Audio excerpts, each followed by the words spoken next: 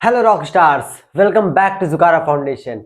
मैं हूं रणवीर सिंह, आपका बायोलॉजी एजुकेटर। तो हमारी प्रैक्टिस जैसा कि चल रही थी, हर एक चैप्टर का हम लोग पीवाईक्यू कर रहे थे। वैसे ही एक दूसरे चैप्टर का पीवाईक्यू हम लोग लाए हैं, जो कि क्लास 12th का चैप्टर है, रिप्रोडक्टिव हेल्थ। यहाँ से भी क्वेश्चन बनते हैं और बहुत बार रिपीट हुए हैं। तो स्टार्ट करें पहला क्वेश्चन। आइए स्टार्ट करते हैं। कलर चेंज कर लेते हैं।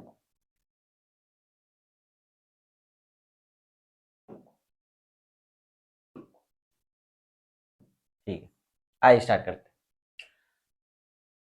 In context of amniocentesis, which of the following statement is incorrect? ठीक है, इनकरेक्ट। एमनियोसिंथेसिस अगर हमें पता हो तो हमें ये सब पढ़ के पता चल जाएगा कि कौन सा सही है कौन सा गलत है।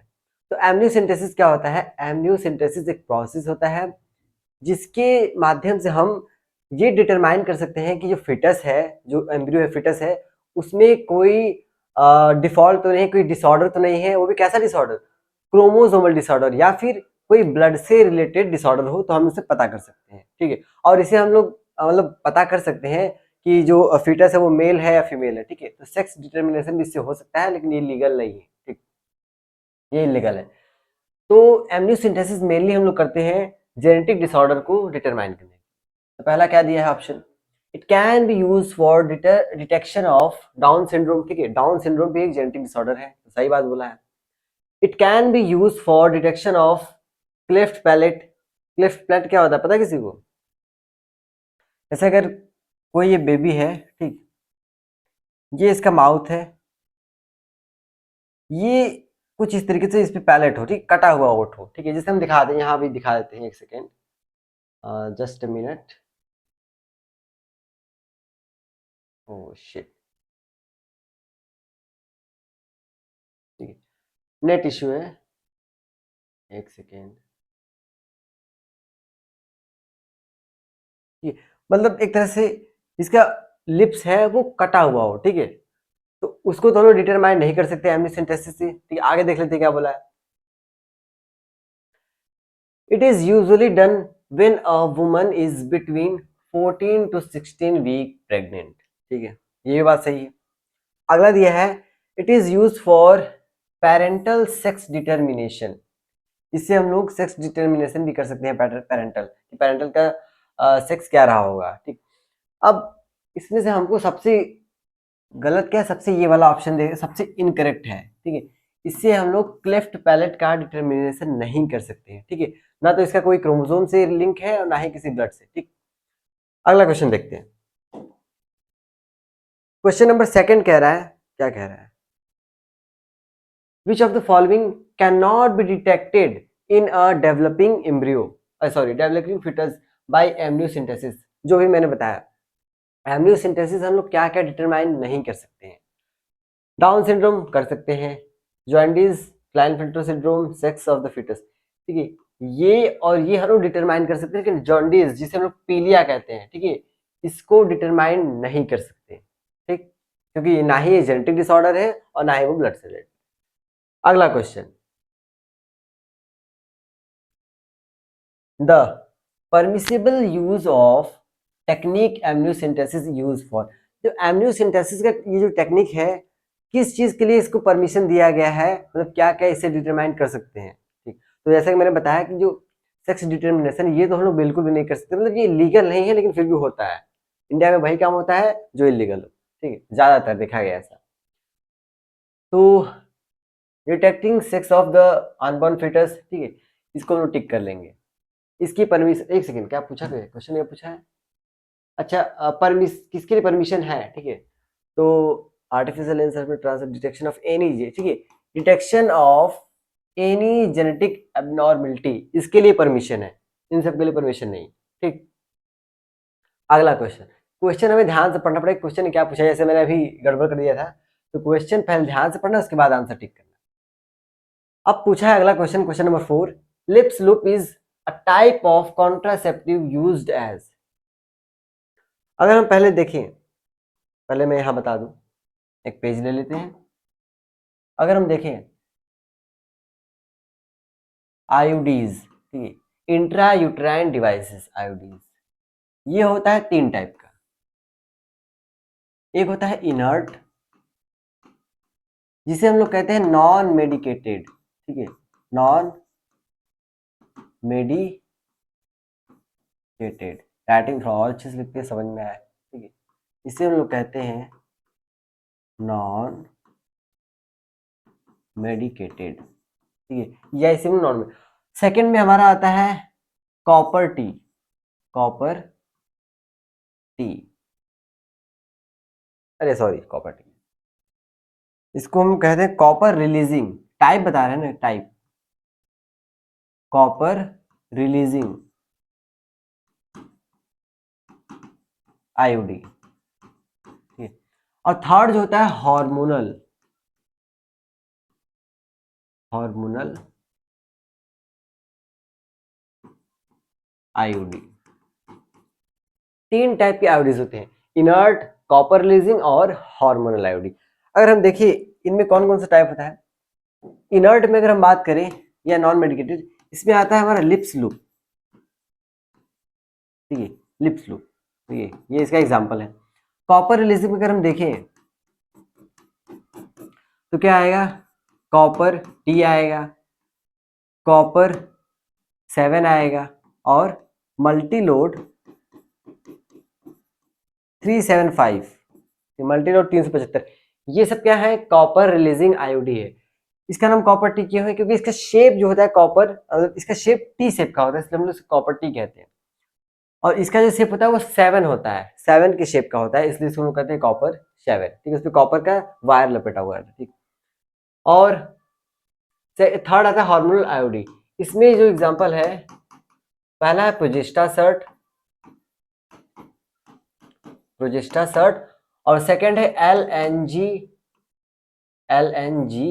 20, ठीक है। तो ये हार्मोनल है, ये कॉपर रिलीजिंग है, ये इनर्ट है। अब हम इसका आंसर देंगे, जो क्वेश्चन पूछा है, क्या पूछा है, lips loop is a type of contraceptive use.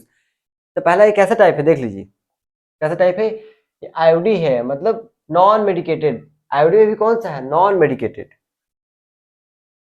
हम लोग क्या लिखेंगे, नॉन मेडिकेटेड, ठीक है। ऑप्शन सी हमारा राइट आंसर हो जाएगा। आवाज तो क्लियर आ रही है इसकी, ठीक।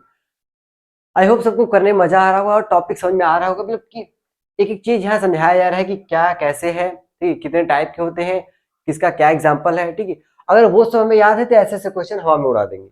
अगला question,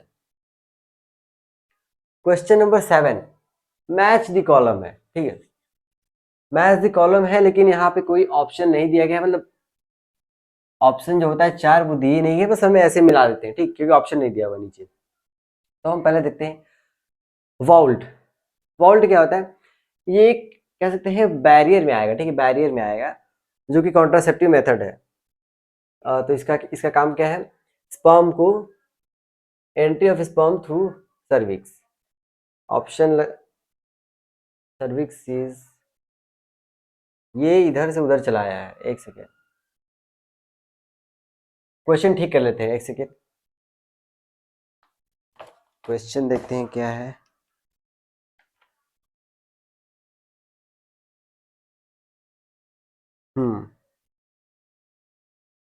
cervix is,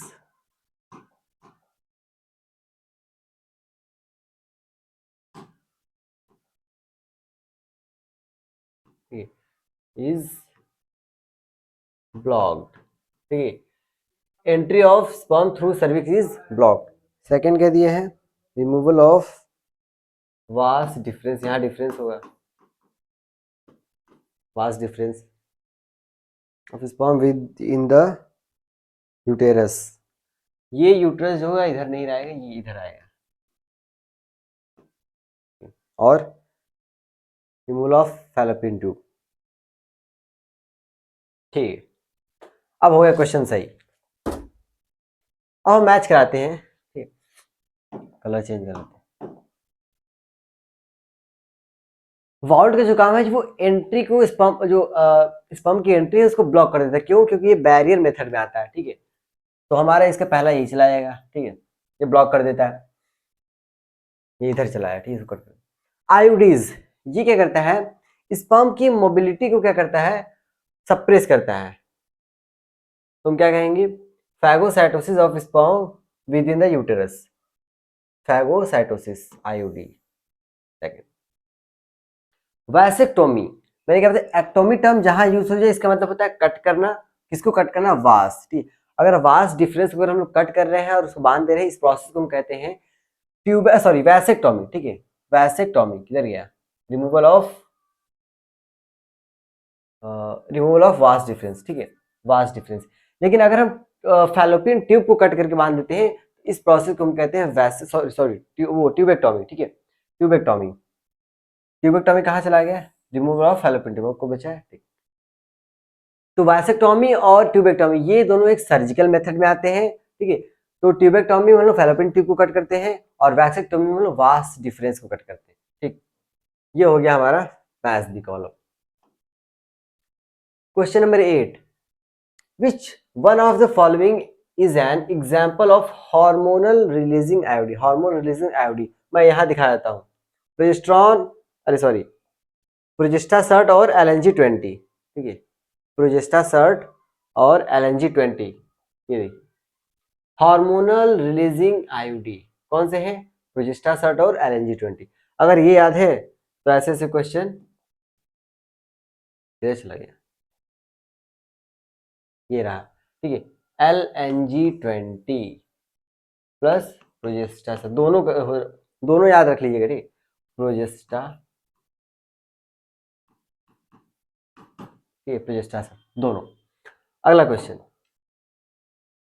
which of the following contraceptive method involve a role of hormone, पूछा है इसमें से कौन सा कॉन्ट्रासेप्टिव मेथड है जिसका हार्मोनल रोल इसमें दिखाया गया है, ठीक है, हार्मोनल रोल इसमें दिखाया गया है। पहला देखते हैं, पिल्स।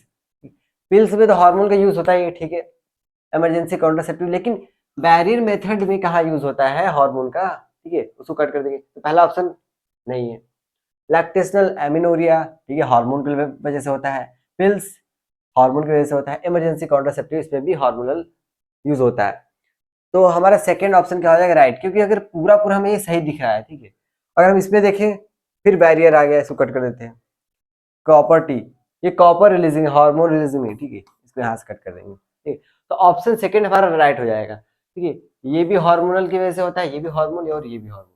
इसमें कौन सा हार्मोन, प्रोजेस्टेरॉन और एस्ट्रोजन का मिक्स रहता है, ठीक। अगला, विच of the following is a correct statement, इसमें से कौन सा स्टेटमेंट करेक्ट है, आई करेक्ट, देखते हैं। IUDs once inserted need not be replaced. अगला देखते हैं, IUDs are generally inserted by a user herself, ये आईयूडी होगा। IUDs increase phagocytosis of sperm in uterus, ये कुछ सही लग रहा है। आयोडीज सप्रेस गैमेटोजेनेसिस, गैमेटोजेनेसिस कैसे रोक देगा, इसको कट कर देते हैं। और जनरली ये खुद से थोड़ी इसको इंसर्ट कर लेंगे, ये कोई एक्सपीरियंस डॉक्टर या नर्स कर सकते हैं, ठीक है, इसको कट कर देते हैं। Inserted need not be replace, इसको रिप्लेस करने की जरूरत नहीं है, क्यों नहीं है, इसको भी कट कर देते हैं, ठीक है। हमारा थर्ड वाला ऑप्शन राइट हो जाएगा। आयोडी है, आयोडीज जो है ये क्या करता है, इंक्रीज फैगोसाइटोसिस, मतलब जो स्पर्म है, स्पर्म को फैगोसाइट मतलब स्पर्म को किल कर देता है, ठीक है, फैगोसाइटोसिस का मतलब ये होता है इन द यूटेरस। तो ये हमारा राइट आंसर हो जाएगा। अगला क्वेश्चन क्या है, the function of copper ions in copper releasing IUD, जो आयोडीज होते हैं, ठीक है, उसपे कॉपर रिलीजिंग आयोडी वो क्या करते हैं, कॉपर आयंस रिलीज करते हैं लगातार, जिसकी वजह से क्या होती है, स्पर्म की मोबिलिटी कम हो जाती है, मतलब वो बहुत कम मूव करने लगते हैं धीरे धीरे, ठीक है। दे इनहिबिट गैमेटोजेनेसिस, गैमेटोजेनेसिस क्यों प्रिवेंट, इसको कट कर देते हैं। They make uterus unsuitable of implantation. अगला देते हैं, दे इनहिबिट ओवुलेशन, ओवुलेशन में थोड़ी इनहिबिट कर देंगे। They suppress sperm mobility and fertilisation capacity of sperm, the answer हमारा क्या हो जाएगा, राइट। डी वाला हमारा क्या हो जाएगा, राइट आंसर, ठीक। ये स्पर्म की मोबिलिटी को सप्रेस कर देता है, जिसकी वजह से वो फर्टिलाइजेशन की कैपेसिटी खो देते हैं, फर्टिलाइज नहीं कर पाते हैं ओवम को। क्वेश्चन नंबर 12, ठीक है, ये LNG-20 होना चाहिए। ठीक, विच of the following is hormone releasing IOD.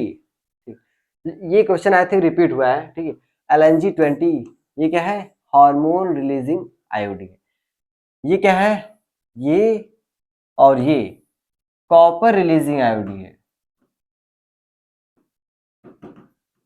ये कॉपर रिलीजिंग आईओडी है और ये क्या है, नॉन मेडिकेटेड,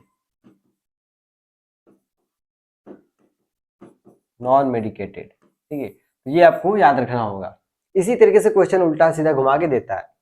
अगला क्वेश्चन, ये आई थिंक क्लियर थोड़ा नहीं दिखाई दे रहा है, मैं यहाँ बना देता हूँ।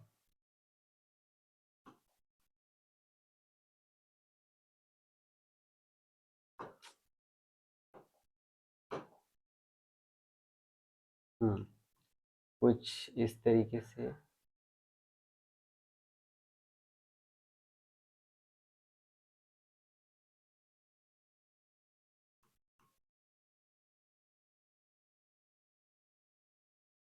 ठीक है, यहाँ पे ऐसे।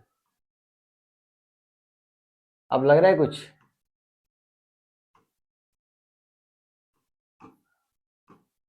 ये यूट्रस है, ये दोनों फैलोपियन ट्यूब है, इसको कट करके बांध दिया गया फैलोपियन ट्यूब। और मैंने बताया था अगर हम फैलोपियन ट्यूब को कट करके बांध कर, कट एंड टाइड, इस प्रोसेस को हम कहते हैं ट्यूबेक्टोमी, और ये सर्जिकल मेथड में आता है। ठीक है, तो हमें देखते हैं आंसर क्या टिक करना है। पूछा फैलोसोइक पार्टिकुलरिटी, फिगर में जो दिखाया है ये क्या है, किस, ये प्रोसेस क्या है,